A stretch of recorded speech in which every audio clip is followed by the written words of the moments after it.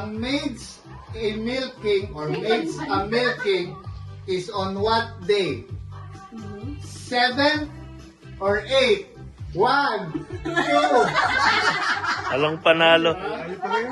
Eh, yung kanina eh, 7 na eh. 8. Isip ko, Dapat bilis ha? Pag-countan ko. Paano na, pauna na.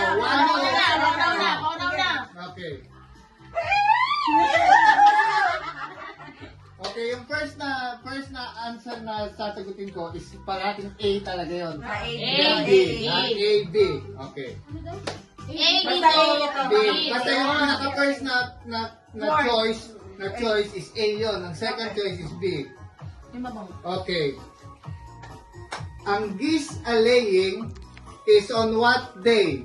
7 or 6? 6.